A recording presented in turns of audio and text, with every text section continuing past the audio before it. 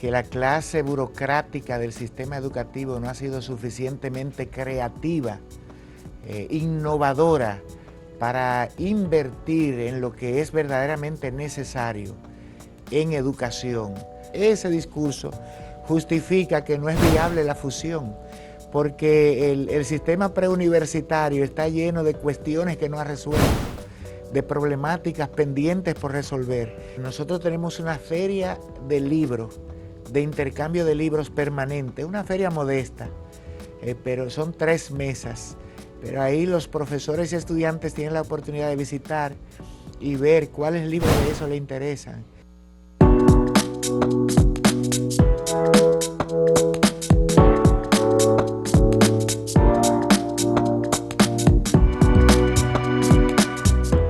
Saludos amigas, amigos, ustedes sintonizan Acento TV y este es su programa a partir de ahora.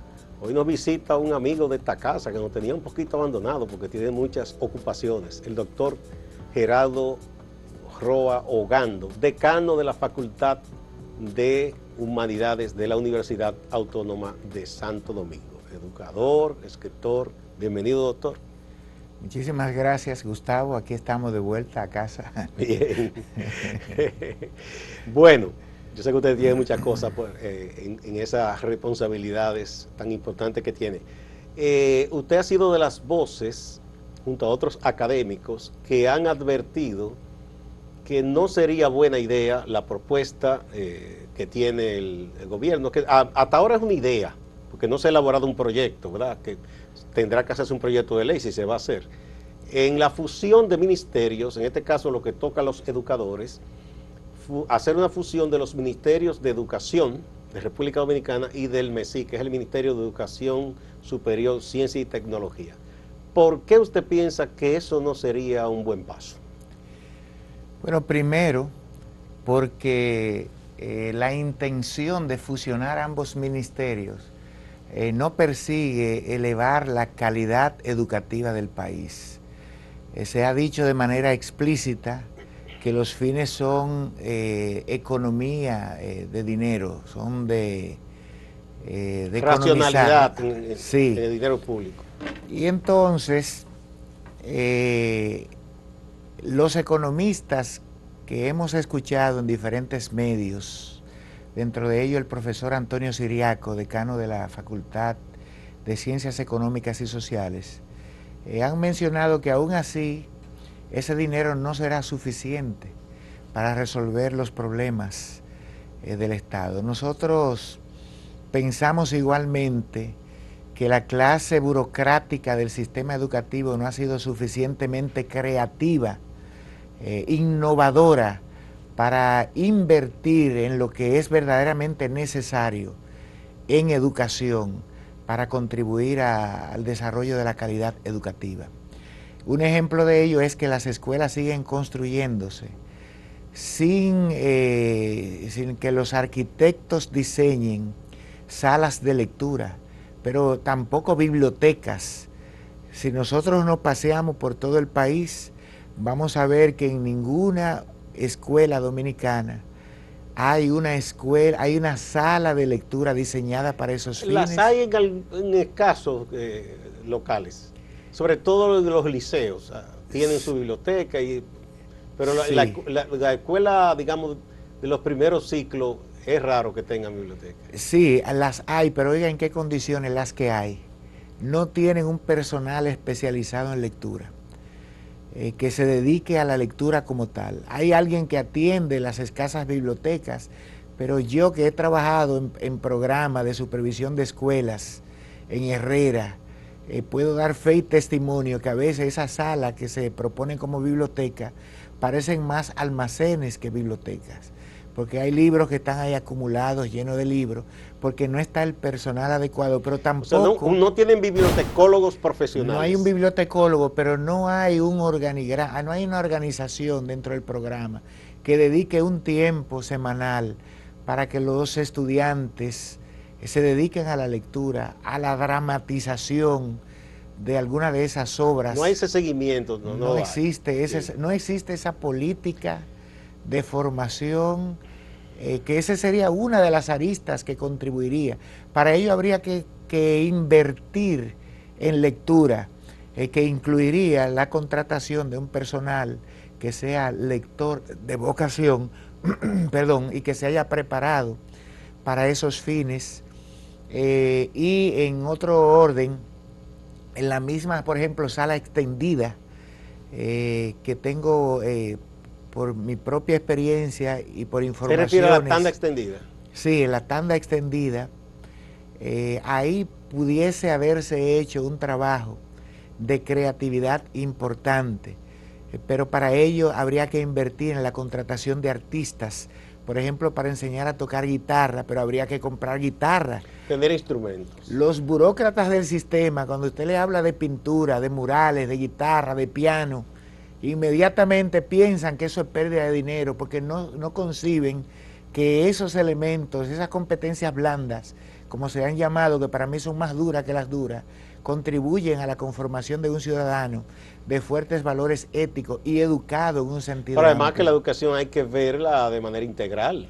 No es solo usted preparar a alguien para que vaya al mercado a ganar algo de dinero. Pero es un ser humano que sea capaz de ser un creador, que sea capaz de ser un artista, que quién sabe cuál es la vocación del muchacho. Pero oye lo que sucede, Gustavo, también, que, por ejemplo, nosotros, lo que tenemos posibilidades de pagar a alguien que le enseñe piano a nuestros hijos, que le enseñe guitarra, que le enseñe pintura, tenemos que hacerlo porque el Estado históricamente a través de sus instituciones no ofrece esas competencias. No, de hecho, teniendo el dinero del 4%. De hecho, las escuelas de Bellas Artes son escasas en el territorio nacional. Vayámonos a las provincias para que veamos qué son los museos en el ámbito cultural y qué son los conservatorios, que son espacios vacíos, no tienen ningún tipo de instrumento. Y bueno, y eso es donde supuestamente existen, porque hay muchos lugares que no hay. Que no existen. No existen. Entonces yo critico la incompetencia de la clase burocrática del sistema educativo, que no ha demostrado que es creativo y que es innovador para invertir el dinero del 4% de manera eficaz. Eso en cuanto al MINER, profesor, sí, que tiene ese dinero asegurado porque es 1% y automáticamente si sube el presupuesto el PIB tiene que aumentarle. Así es. En cuanto al MESIT, entrevisté no hace mucho aquí junto a la amiga Ibe Guzmán, al ex rector Reina, y él decía, fue de lo que participó cuando se creó, que eso fue durante el gobierno de Hipólito Mejía. Él acudió como universitario a un foro que convocó UNESCO en París y que propuso a los países que crearan un Ministerio de Educación Superior. Pero yo le preguntaba y él me dice que ciertamente donde está la falencia en el MESI es en la parte de ciencia y tecnología. Quizá es que al MESI le faltan más recursos o qué es lo que pasa en esa parte. Bueno, el MESI ha hecho un trabajo magistral que antes no realizaba, por el mismo hecho de que hace 30 años existía la Universidad Autónoma de Santo Domingo, la Pucamaima, la UNFU, APEC. Yo creo que no llegaban a 10 las universidades principales de este país. Estaba, sí. Sí, exacto, la UCE, pero hoy tenemos 56 universidades. El MESI ha hecho un trabajo extraordinario en cuanto a la formación de nuestros jóvenes y de nuestros profesionales, incluyendo a los profesores a través de los programas de beca, a nuestros jóvenes a través de los programas del inglés por inmersión. El MESI no puede verse exclusivamente como una oficina de certificación o legalización.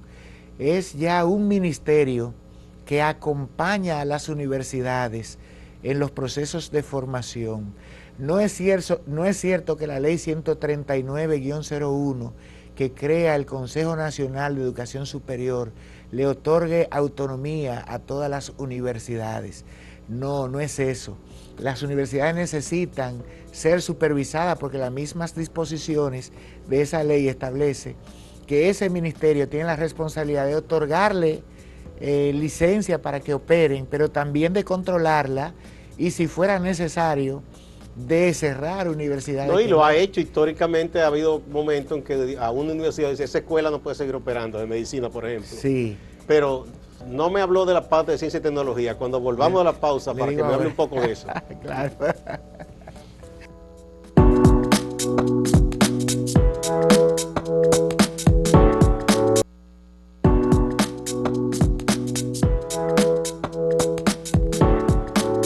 Continuamos con el doctor Joao Gando, decano de la Facultad de Humanidades de la UAS.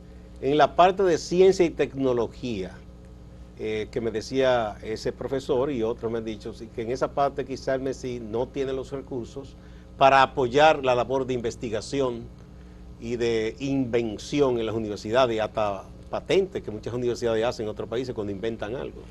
Bueno, hay que decir que en la parte de ciencia y tecnología, el MESI tiene una dirección de ciencia y tecnología de innovación.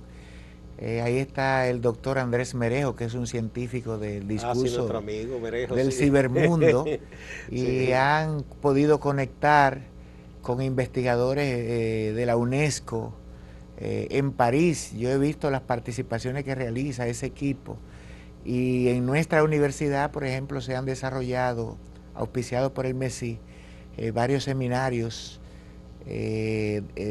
destinados a fortalecer los perfiles en el ámbito de la tecnología de nuestros profesores.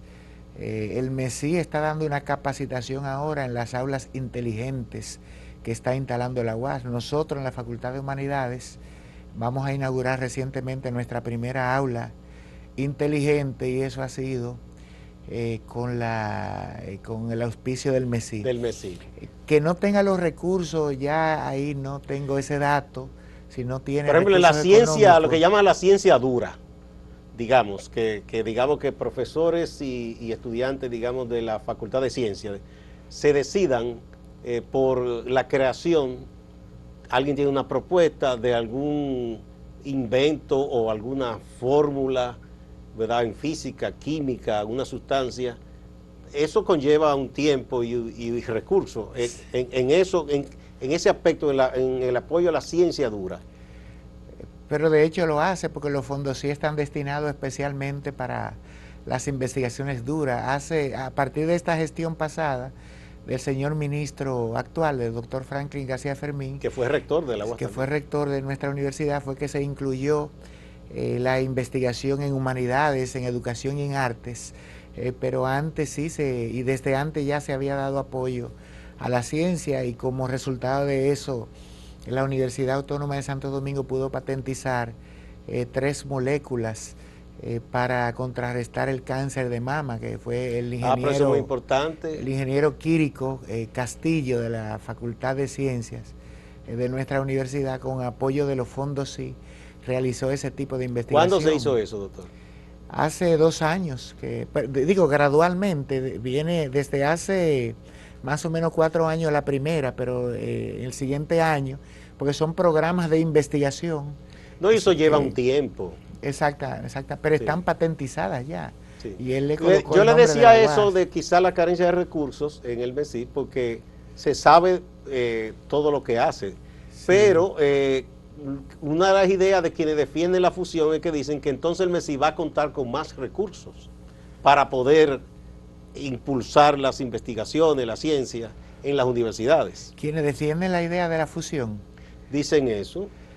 Pero entonces, no, pero que necesita como quiera, pues están entendiendo que son 2 ministerios en uno, pero deben entonces aumentarle la partida pues presupuestaria al MESI para que pueda desempeñar esa función de ciencia y tecnología como se espera que lo deba hacer, porque ahora entiendo, ¿verdad? Tiene la intención, ha hecho lo que la circunstancia le permite hacer, pero necesita mayores recursos. Entonces, ese discurso justifica que no es viable la fusión, porque el sistema preuniversitario está lleno de cuestiones que no ha resuelto, de problemáticas pendientes por resolver, y el MESI al mismo tiempo, en su función de regular las universidades y también de impulsar la investigación en ciencia y usar la tecnología de punta la más reciente, necesita pues entonces más recursos. No le veo sentido a la fusión, o sea que fortalezco mi discurso y me gustaría ver un informe técnico, un estudio técnico que demuestre cómo esa fusión va a impactar la mejoría de ambos sistemas educativos, porque no son dos, no es un sistema, son dos sistemas, el sistema preuniversitario y el sistema universitario, que es otro mundo muy distinto. Bien. Ustedes, yo vi que se elaboró una declaración, que estaba usted y otros académicos, ¿no? Ese documento, ¿ustedes lo hicieron llegar a las autoridades, al gobierno? Correcto, se elaboró ese documento y se envió a todas las dependencias gubernamentales. ¿Y ha habido una retroalimentación? A la sazón no hemos recibido ninguna retroalimentación. Lo que hemos observado es que existe un equipo nombrado por la presidencia que está levantando informaciones para proceder con lo que haya que someter al Congreso. Por eso, porque todavía, como yo digo, es una idea, no hay un proyecto. O sea, no hay un proyecto. Yo supongo que cuando se elabore el proyecto y se deposite en el legislativo, habrá vistas públicas y ahí ustedes y otros académicos podrán participar y exponer sus argumentaciones.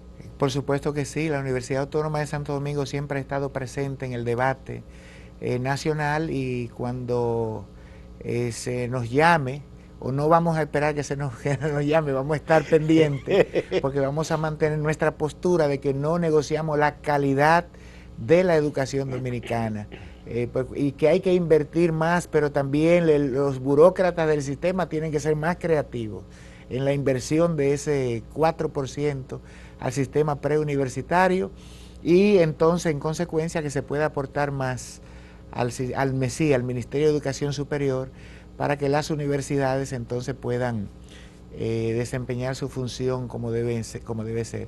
Nosotros en las universidades estamos llenos de carencias. Lo que pasa es que somos creativos y gracias al MESI, que ha creado ese sistema de becas en igualdad de condiciones, nosotros todos los años podemos participar con nuestros programas académicos, y entonces una gran parte de nuestros estudiantes, de los estudiantes dominicanos y profesores, van a nuestra facultad y a nuestra universidad a cursar programas de maestría, de especialidades y de doctorado, y eso nos aporta algunos excedentes que nos permiten pintar murales históricos, instalar aire acondicionado gradualmente, porque no da para muchas cosas, pero estábamos pensando hasta en hacer un maratón para poder comprar instrumentos que necesitan los grupos culturales de nuestra universidad para desempeñar su función de manera eficaz. Y eso lo vemos en nuestro entorno inmediato, pero también es una necesidad del sistema en conjunto, en la mayoría de universidades que se abocan al fomento de la memoria histórica, de la cultura y del sentido patriótico, no pseudo-patriótico, patriótico hay un solo patriotismo, porque el fanatismo no es patriotismo. Exacto, sí. Bueno, profesor, la UAS, que es la gran universidad dominicana, ¿verdad?, ha crecido mucho.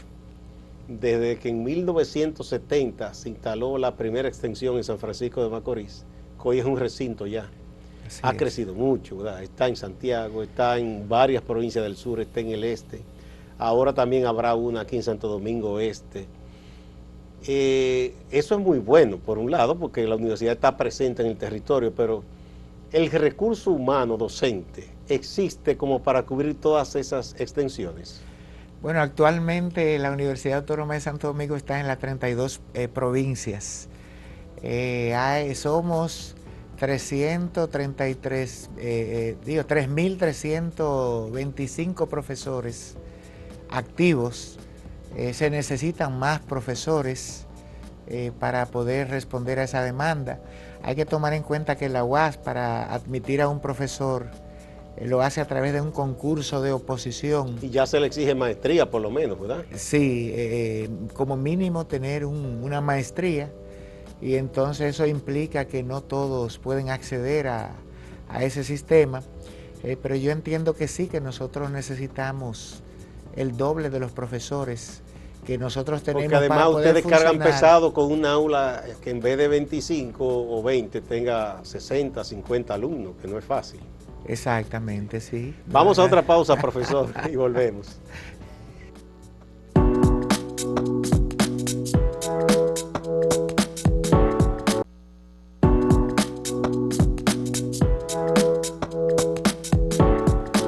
Continuamos con el decano de la Facultad de Humanidades, el doctor Roa Ogando. Bueno, ya usted tiene, ¿qué tiempo ya como decano, profesor? Ya tenemos 2 años y 1 mes a la gestión. 2 años y 1 mes. ¿Cuánto tiempo que se dura ahora en esos puestos? 4 años. 4 años, es un gobierno casi. Así es. Así es.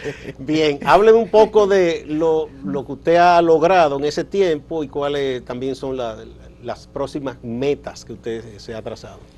Bueno, dentro de nuestro programa que habíamos propuesto en la campaña, hay un eje que tenía que ver con la dignificación de las condiciones en que los profesores y estudiantes imparten y reciben respectivamente la enseñanza. Y nosotros inmediatamente asumimos, hicimos un levantamiento de la planta física, creamos una estrategia con el apoyo del señor rector magnífico, de que pudiera colaborarnos contratándonos un personal de limpieza, de conserjería adecuado, y ahora nosotros tenemos un personal en cada baño, un personal de limpieza que mantiene ese edificio brillante, reluciente. También le hemos dado talleres al personal con relación al servicio que deben dar a los profesores, a los estudiantes, y eso se ve también el buen trato. En cuanto a las aulas, hemos logrado ir instalando acondicionadores de aire. Yo fui a una actividad y eso estaba muy bien, y digo, cualquiera vuelve a estudiar ahora, está distinto a cuando yo estudiaba. Sí, nosotros remozamos el Paraninfo de la Facultad de Humanidades, que cuando llegamos tenía todos los equipos de sonido y la pintura un poco vieja, todo dañado, todo lo compramos nuevo. Se dura un tiempo que sabemos lo que duran los procesos en la UAS para poder cumplir con lo que establece la ley 340-06 y no violar nada de esos periquitos. Ahí se respira un ambiente en ese sentido favorable para la enseñanza y para el aprendizaje. No hemos terminado, pero sí vamos muy avanzados. Ya tenemos 25 aulas que tienen acondicionadores de aire. Tenemos un aula inteligente que vamos a inaugurar en los próximos días. Hemos diseñado murales, 2 murales importantes alusivos a las humanidades, de manera que se ha embellecido en nuestro edificio. Hemos trabajado en la parte de la jardinería, hemos limpiado todo lo que tiene que ver con la jardinería, hemos acondicionado y habilitado aulas para el 4º nivel, para el Pero grado, además para en el los posgrado. espacios interiores del patio veo que es bastante verde, muchos árboles, eso se ve muy bonito y acogedor. Y ahí vamos a crear un espacio exclusivo para la lectura. Pensamos ponerle paseo de la lectura. Qué bien. Donde nosotros tenemos una feria de libros, de intercambio de libros permanente, una feria modesta, pero son 3 mesas. Pero ahí los profesores y estudiantes tienen la oportunidad de visitar y ver cuáles libros de eso le interesan. Y la verdad es que hemos recibido... Se lleva uno y deja uno. Correcto, sí, porque el estatuto no nos permite vender, sino a través del economato o de otros medios que la propia universidad disponga. Y entonces, como no lo podemos hacer, sí podemos intercambiar libros. Y la experiencia de esa feria ha sido altamente positiva. Yo mismo he encontrado libros que había oído mencionar a mi profesor y que nunca había leído. Y he podido intercambiar y llevarme de esos libros, pero también los profesores. Hay una experiencia interesante con esa feria, y es que yo empecé porque duró el semestre pasado completo, para que continuara ahora, empecé a preguntar, porque no estaba seguro si los profesores querían que siguiera esa feria de exposición de libros. Y sorprendentemente todo el mundo decía que no, que eso no puede quitarse, que todo lo contrario, que hay que buscar más libros, que hay que renovarlo. Y en consecuencia muchos profesores han donado muchos libros. Yo mismo doné alrededor de 500 libros, de esos libros que yo tenía de la escuela normal, de la licenciatura, de mi especialidad No, en y si ya usted lingüística. no lo tiene, no son de interés actual, pues uno lo dona, eso es lo que uno hace, Sí, y entonces los estudiantes que están cursando esas carreras pueden acceder ¿no? Una a esos pregunta, libros. profesor, la imprenta, ¿a cuál facultad está adjudicada? No, a la rectoría. A la rectoría, ¿no? Sí, Debería ser de humanidades también. debería ser. Nosotros somos parte de un consejo editorial pero es a la rectoría. La rectoría. Sí. ¿Cuántos estudiantes tiene ahora la Facultad de Humanidades? La Facultad de Humanidades tiene alrededor de 16.000 estudiantes. Y eso que ya hay carreras que no están dentro de Humanidades, ¿verdad? Que Ya las no sacaron como tenemos facultades aparte. la Escuela de Pedagogía, que era la que más estudiantes y profesores tenía, en el año 2009 se convirtió en una facultad. Y la de arte también. Y la de arte ya en el año 2000, mucho antes, se convirtió. La de arte es una facultad pequeña, pero educación es una facultad así. Entonces tenemos las escuelas de filosofía, historia y antropología, comunicación, comunicación social, filosofía, y psicología. lenguas modernas, psicología y letras. Esas son las que 6 escuelas, 7 institutos de investigación. En el Instituto de Historia y Antropología tenemos la revista Ecos, que obtuvo una nueva indexación, ya está en 2.0. Así yo entrevisté a la profesora Natalia González. Natalia, muy bien, muy buena ella en sus cosas, estuvo explicándome todo. Qué bueno que están haciendo esa publicación, sí, porque son de las cosas que uno echa de menos a veces en las universidades, en otras academias, que ya no tienen tantas publicaciones. Y hay una revista que nosotros fundamos cuando yo fui director de la Escuela de Letras, la revista Enfoques, Anuario de Investigación Lingüística y Literaria, que también está indexada, y ahora en el mes de noviembre vamos a presentar un nuevo número. Qué bueno. Sí. Muchas gracias, profesor. Siempre es un grandísimo honor conversar con usted. Recuerde que su cosmolingüística está aquí siempre esperándole, cuando usted tenga chance de escribir. Vamos a publicar un libro que se llama La lengua del fanerón. Ah, qué bien. Sí, qué bueno. editado por la editorial del MESIC. Muy bien. Ganamos muy bien. ahí en esa licitación. Gracias. Espero que cuando se vaya a conocer el proyecto, ustedes los inviten a vistas públicas para que expongan su punto de vista. Vamos a estar ahí, como bien, dando no. la cara. Gracias también a ustedes, amigas y amigos. No se vayan, que hay más en Acento TV y Acento Portal.